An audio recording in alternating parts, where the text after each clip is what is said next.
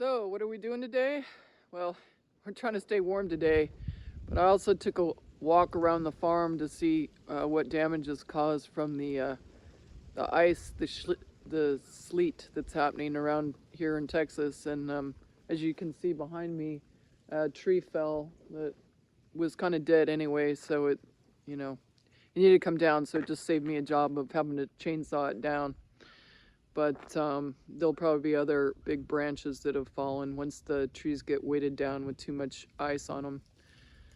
And so I guess the saga of the chicken feed is continuing, about how the conglomerates could be possibly trying to decrease independent egg production, as in family farms, with a bad ration of food, or at least that which cuts down production, which actually I see some people trying to sell chickens for a little bit less than the $65 chicken, and they're blaming it on molting, but maybe it's something more than that.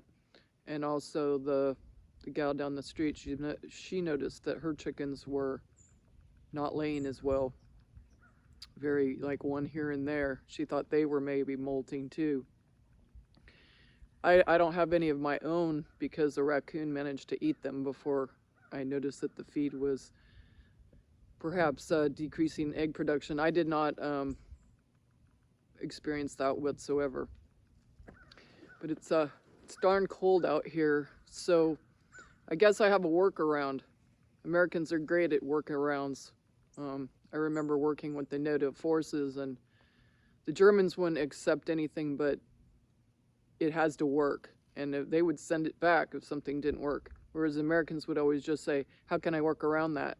So the only workaround that I can think about for feed is, one, my chickens run around the yard and they feed mostly themselves, and I feed their eggs back to them for the calcium consumption. So as far as feed goes, I guess I'll be buying seed, because I can plant seed. I have a big enough place here to plant seed and grow something for them to eat to supplement their natural ability to forage. I mean, when I was in Hawaii, I noticed there were like yard birds all over the place. I mean, that's what I call them when there's domestic birds that have escaped. So that's what I'll do. And I know that's not an option for everybody, but if you're looking for real eggs with real feed, that's about what it's going to come down to. You're going to have to do vertical integration. You're going to have to grow the food and source the birds and incubate your own birds, and that will be a continuous cycle. It's the only way to lock out the centralization of the farming. So that's what I have to say today. I hope that a few of you can use those actions as I will. So once I obtain my eggs and throw them in the incubator, I'll be, well, I'm already starting to look at suppliers of seeds so that I can grow some millet and other types of fodder, type of like fodder basically being like alfalfa sprouts or any kind of sprouting seed. That'll work fine for the chickens. They can eat that, and it'll probably be healthier for them anyway, other than that dried stuff. So I happen to know that I have some of that seed. Maybe it was a little bit before, but I know that my birds weren't really eating the food that I provided that much, since they would just, run around. But right now it's snow or sleet on the ground, and even the wild birds are down on the ground looking for food.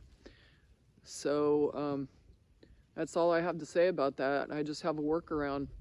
Not only are you going to have to raise your own chickens, or at least buy from those that are, but you're going to have a food source. But chickens are pretty resourceful, so there's hope. You should be able to have them forage for their own food.